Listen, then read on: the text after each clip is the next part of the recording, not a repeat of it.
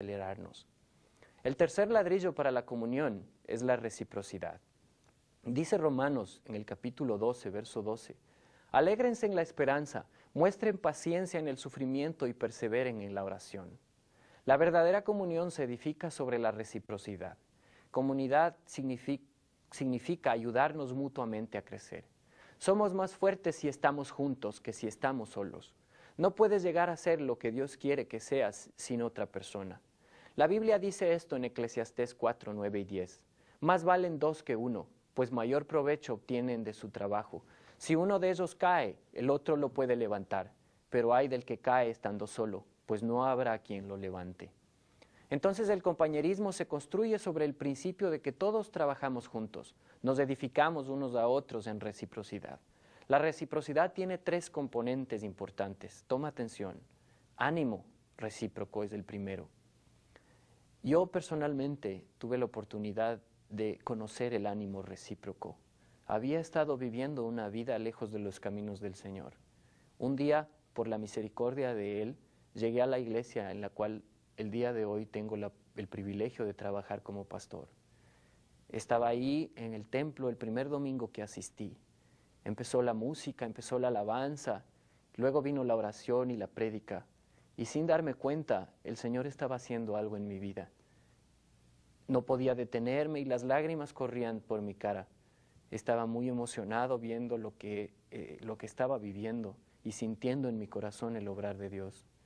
De repente, sin darme cuenta, sin que nadie lo hubiera pedido, tenía a mi lado mucha gente, algunos hermanos que estaban dándome palmadas en la espalda, que estaban abrazándome, que estaban pensando que yo tenía un dolor fuerte en mi corazón. Aunque mis lágrimas eran de emoción, ellos lo consideraron como algo que estaba doliendo y se acercaron a darme ánimo, a recibirme como una persona que venía a buscar una familia. Esto es la iglesia en acción. Nadie tuvo que decirle a esos hombres que estaban a mi alrededor, por favor, atiendan a ese hombre. Eso fue algo espontáneo, algo que nació de ellos. Ellos me amaban sin ni siquiera conocerme y querían darme ánimo y aliento. La clave para el aliento recíproco es responder a las necesidades de otros, ofreciéndoles consuelo, aliento y oración. La idea es que apoyemos a quienes nos rodean a lo largo de su viaje espiritual. La segunda clave es el honor recíproco. Una segunda clase de reciprocidad es el honor recíproco. Romanos 12, 10, la segunda parte del verso 10 dice, respetándose y honrándose mutuamente. ¿Alguna vez jugó el juego del asiento caliente en su grupo pequeño? Consiste en escribir el nombre de una persona del grupo en un pedazo de papel. Luego pasan alrededor de la habitación y hacen anónimamente que todos escriban una frase u oración que comience con estas palabras. Esto es lo que aprendí a apreciar de ti. Una vez que la hoja pasó por todos, alguien lo lee en voz alta al individuo. Responsabilidad recíproca es la tercera clave.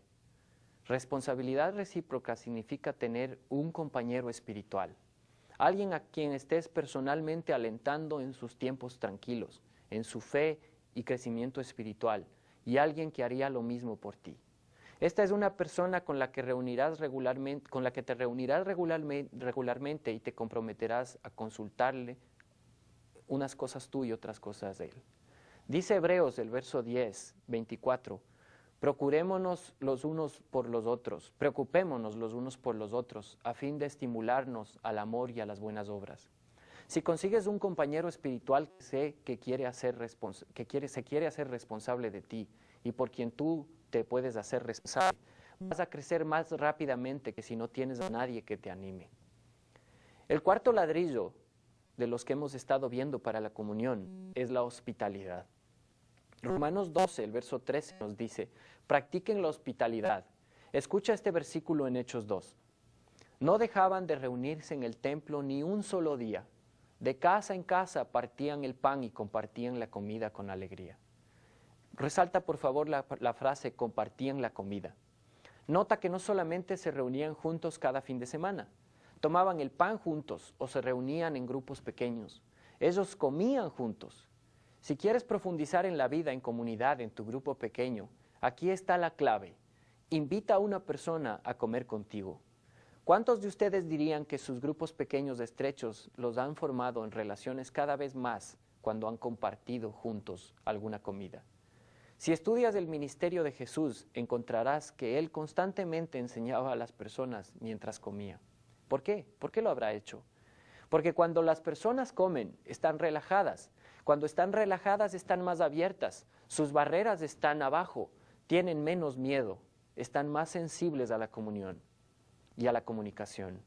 Necesitas pasar más tiempo y divertirte con personas con las cuales te gustaría desarrollar una amistad. No solo encontrarlos de vez en cuando en algún lugar en la iglesia.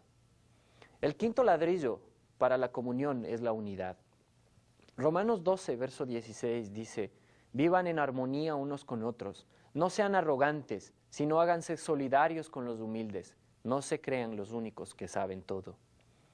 ¿A qué nos referimos cuando hablamos de armonía? Aquí hay dos elementos de unidad. El primero, unidad de propósito. Este es el primer punto que debe llamar tu atención. No la unidad de personalidad, es la unidad de propósito. Puedes tener unidad sin tener uniformidad. Dios quiere que seamos parecidos. Esa es la pregunta. ¿Dios quiere que seamos parecidos? No, la respuesta es que no. ¿Quiere Dios que estemos unidos? Sí, esa es una respuesta afirmativa. 10 veces en los 5 primeros capítulos de Hechos de la Biblia dice, estaban unidos. Estaban juntos, eran de un solo corazón. Hechos es un tremendo ejemplo de la iglesia llena de poder. En el libro de los Hechos tuvo lugar todo tipo de milagros. Cuando tengamos la unidad del libro de los Hechos en nuestras iglesias, tendremos el poder del libro de los Hechos en nuestras iglesias. Dios puede pasar por alto la falta de programas, puede pasar por alto la falta de infraestructura o la falta de talento de todos nosotros. Pero algo que Dios nunca va a pasar por alto es la desarmonía o la división. Cuando una iglesia está unida, hay un enorme poder. Primera de Corintios 1:10 dice, que todos vivan en armonía y que no haya divisiones entre ustedes, sino que se mantengan unidos en un mismo pensar y en un mismo propósito. Segunda cosa importante, la humildad. El segundo elemento de la unidad es la humildad. Necesitamos entender que nosotros no entendemos todo. Humildad es tener la buena voluntad de admitir cuando cometemos un error, porque todos tenemos errores. La humildad nos permite decir las 3 palabras que más nos cuesta decir. Necesito tu ayuda. Las 2 palabras más difíciles. Estaba equivocado. Y tal vez la palabra más difícil que existe. Perdóname. ¿Por qué es tan importante la humildad? Santiago 4, la segunda parte del verso 6 dice, Dios se opone a los orgullosos, pero da gracia a los humildes. Yo quiero la gracia de Dios en mi vida. ¿Tú la quieres? Muchos de nosotros podemos decir que queremos la gracia de Dios como fundamento diario en nuestras vidas. ¿De dónde viene esa gracia? Viene de la humildad en nuestras vidas. Viene cuando reconocemos la necesidad de la gracia de Dios en nuestras vidas. ¿Cómo se vive en humildad? Es una pregunta importante. Una cosa es hablar de humildad. Eso lo hacemos todo el tiempo. Todos sabemos que debemos ser humildes. Pero cuando nos ponemos un poco prácticos acerca de esto, nos preguntamos cómo vivirla o demostrar la humildad en un grupo pequeño, en tus relaciones con otras personas. Vives la humildad cuando aceptas la debilidad de otros. No esperas que la gente sea perfecta porque tú mismo no eres perfecto. Aceptas el hecho de que los demás tienen debilidades como todos los demás, porque lo aceptas a pesar de sus debilidades. Les estás expresando en esa circunstancia tu humildad hacia ellos. Expresa tu humildad cuando admites que tú también tienes un montón de debilidades en tu vida. Esa es la manera como expresas la humildad. No unas poquitas. Todos nosotros tenemos un montón de debilidades.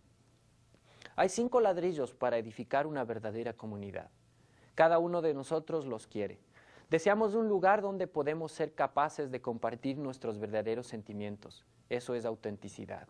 Donde seamos respetados. Eso es amabilidad. Donde seamos animados y sintamos reciprocidad y podamos ser recíprocos con otros. Donde podamos permanecer algún tiempo con las personas, aprendiendo a conocerlas. Eso es hospitalidad. Y donde podemos encontrar apoyo para nuestro propósito y además podamos ser aceptados, a pesar de todas las debilidades que humanamente tenemos. Eso es la unidad a la que Dios nos ha llamado. En unos minutos tendrás más tiempo para hablar de todo esto. Por ahora, permíteme terminar con una oración. Amado Padre, gracias por esta oportunidad. Gracias porque nos juntas en este estudio para conocer mejor lo que es la comunión. Gracias, Señor bendito, porque tú nos has creado para una familia. No nos hiciste para que vivamos en esta tierra apartados, separados. Tú hiciste a cada hombre, a cada mujer como un ser social. Tú nos amas y quieres que nos amemos unos con otros. Permítenos vivir estos principios, usar estos ladrillos que hemos podido compartir en esta lección para construir una familia en la que tú quieres que todos seamos parte y podamos vivir bajo todos estos propósitos y estos principios. Gracias, amado Dios. Bendice tu palabra, bendice el estudio, permite que sea de edificación de nuestras vidas y además que podamos ponerla por obra.